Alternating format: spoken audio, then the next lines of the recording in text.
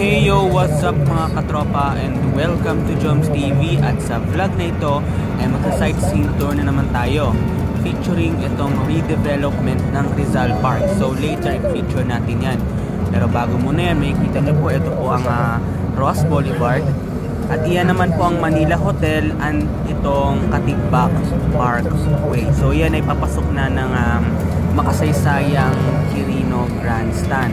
As you can see mga katropa, ito pong dinadaanan natin ay ang makasaysayang Rojas Boulevard na kung saan may kita nyo po, iyan po ang later on may kita nyo, ayan. So yan po yung Quirino Grandstand.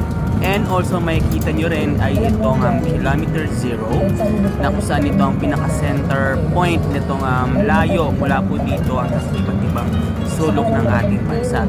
And syempre mga katropa, yan nga yung Quirino Grandstand. And ngayon mga katropa, makikita nyo po kung gaano kaganda at napaka-scenic itong busy na Rojas Boulevard. Syempre nga naman ay talagang napaka-makasaysayan nito sapagkat napakalaki ng papel nitong roadway na ito sa kasaysayan ng ating bansa. As you can see, makikita nyo po medyo traffic ngayon dito sa Rojas Boulevard kasi nga naman ay maulan during that time, ayan. And also may mga bus din na dumadaan dito. At iyan na nga po mga katropa ang Rizal Park, ang national park ng ating bansa, or also known as Bagong Bayan during that time na execution ni Doc Gat Jose Rizal, ayan. And yan mga katropa, yung maraming puno na yan, dyan eksaktong binaril si Dr. Jose Rizal, ang ating pambansang bayani noong December 30, 1896. Ayan. And syempre mga katropa, ay talaga na mga favorite place ng ating mga katropa, lalong lalo na kung gusto nyo ng relaxation or bonding, ay perfect place po yung Rizal Park. Bukod sa napaka-historic, syempre nga naman ay hindi kayo magsasawa na gumala sa Rizal Park. And yan po mga katropa ang Maria Orosa Street, isang roadway na nagdi-divide po dito po sa dalawang sections ng Rizal Park or ng Luneta Park. Ayan. Dati kasi mga katropa, ang tawag dito is Bagong Bayan.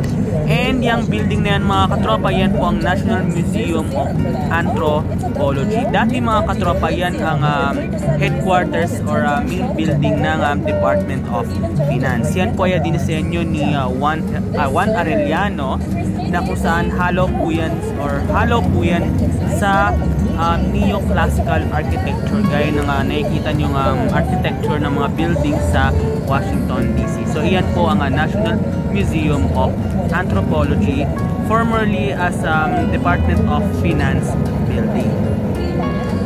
And ngayon mga katropa, tayo ngayon ay paliko na dito po sa may Taft Avenue na kung saan makikita nyo po, dyan dati makikita yung mapa ng Pilipinas o yung relief map of the Philippines na hindi na yun noong pang 1970s.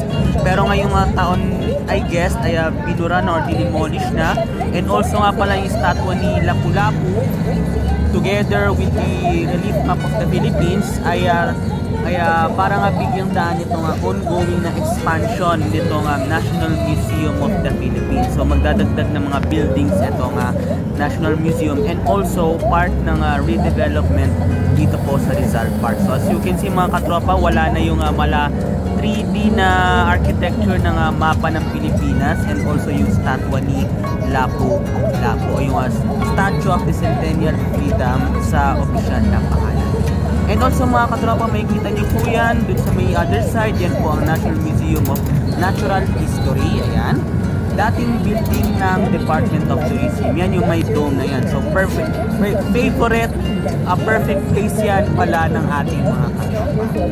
So ayan mga katropa, I hope na-enjoy kayo sa ating sightseeing tour with Joms. By the way, makikita nyo po, yan po nga Plaza Olivia Salamanca dito po sa may Calao Avenue sa may Maynila. So thank you very much po. Ingat po kayo palagi and God bless po sa ating lahat.